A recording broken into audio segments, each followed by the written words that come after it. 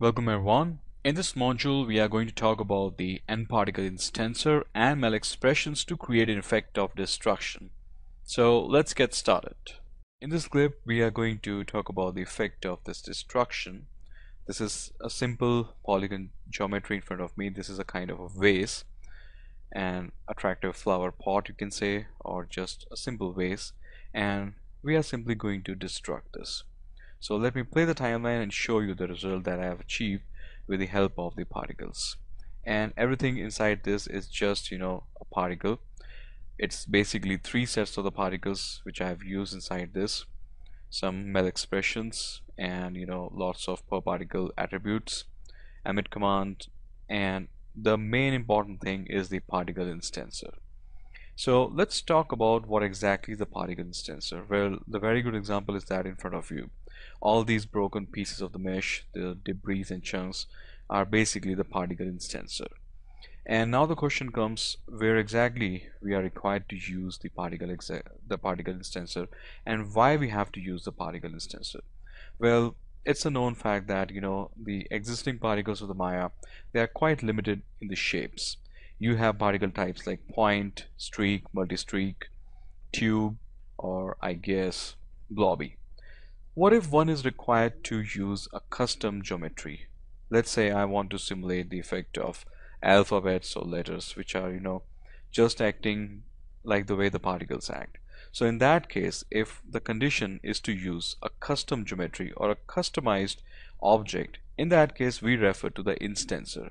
Instancer is a simple node or a command that allows you to use a customized version of the geometry which get binds to the particles. So wherever the particle move, it will take that customized geometry, and you can perform many things with the help of this. You can, move, rotate, scale, simulate, spin, and so many things you can do with that instancer. Alright, so let's do one thing. Let's first get into the process of creating that instancer. Alright, so right now in front of me, you can see this is a polygon piece of the mesh, quite a neat and clean geometry, just created with the help of the nubs, then use the revolve, and then simply convert this into a polygon. Just give some little, UV layouting, and then assign some textures to it. Alright, so the first thing is to create the instancer. Well, if we wanted to create the instancer, we need to have the polygon shells, because this is not something a kind of automated process like you hit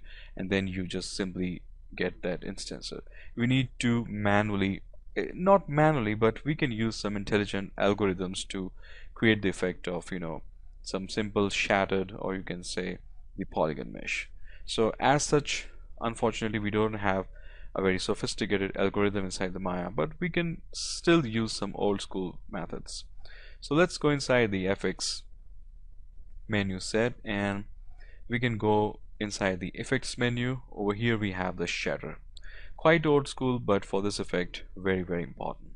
So let's go to the effects and create the shatter, and note one thing, I'm utilizing the surface shatter.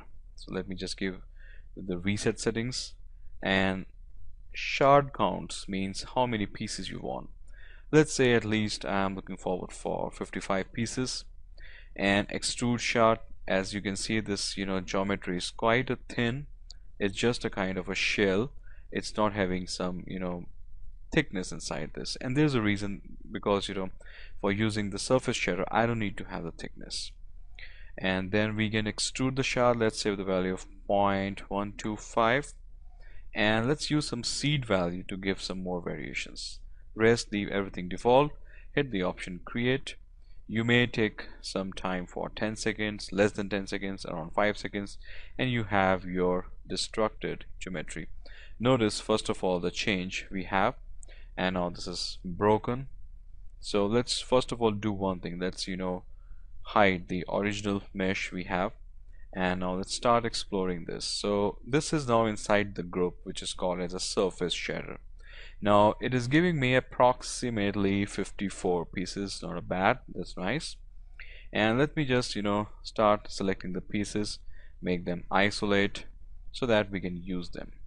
Now everything is up to us. We need to pay a lot of attention to utilize this, because the pieces are quite big, and we have to choose them very wisely. Alright, because these individual pieces are going to assign to the particles, and everybody knows that particle nature is spherical.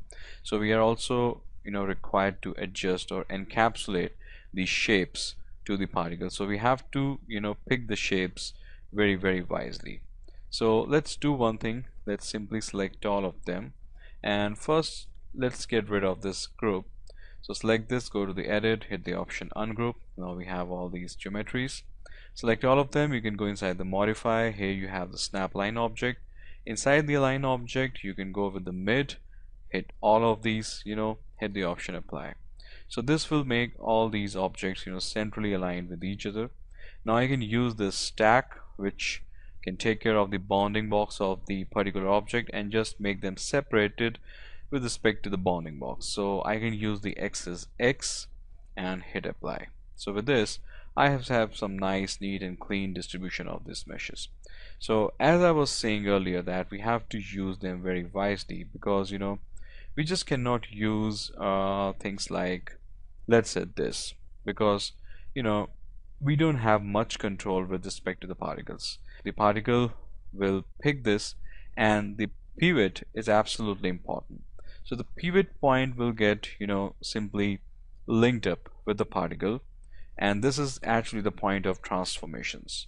So you can clearly imagine that we don't have much controls with respect to the collisions of this geometry. So I'm not going to pick shapes like this. That's a kind of a little compromise, but not a problem. The end result is quite good. So I go with mesh like this and just make them separate, and I think so then you can use, yes, we can use stuff like this. Not a problem, we can go with this one as well. The geometry, which is a kind of little circular or little spherical, it shouldn't be pretty much straight. That's the main point I wanted to say.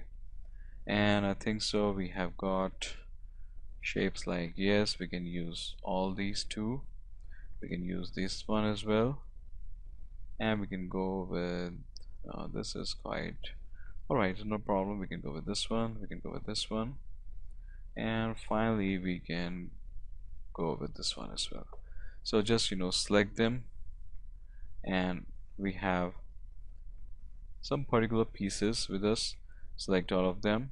How many we have? 1 2 3 4 5 6 7 8, approximately 10. And if you just wanted to take a second look, let's see what we have. I think so this much is quite enough, so we can delete the rest.